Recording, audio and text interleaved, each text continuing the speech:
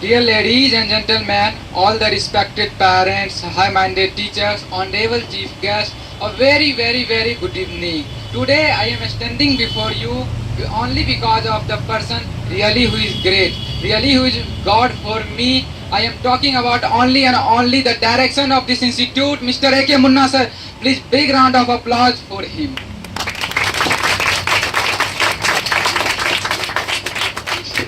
And thank you to give me this opportunity to express a few words about my topic.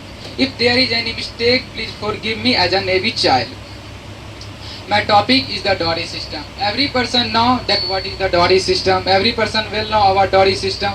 I have 6 criteria on which I will deliver my speech. The first stanza is the introduction of the Dowry system. Every person know that in this time today our society is full of evils. The dowry is one of the greatest evil in our society. Due to the dowry, the birth of a girl has become a curse. If a girl born in a family, then her birth is considered to be misfortune or unluck. Here, the marriage of girl is still by her parents. The parents of boys demand dowry from the parents of girl, and the parents of girl have to fulfill the demand. And the second stanza is my topic, the dowry in the past and the present. Dowry is not new for our India. It is very old custom. It was also present on the days of Gautam Buddha and Lord Mahavira. Also, you know very well about him. But on the time there was no any bad message of it. The parents of girl desirely gave present ornaments, household thing, utensils, etc. and etc. to their daughter at the time of the marriage. But in the modern time, this system has taken a very ugly shape.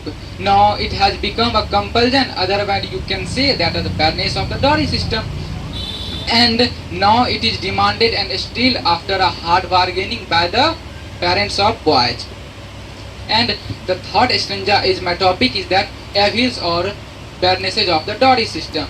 Due to the dowry, many of the parents kill their daughter by her birth.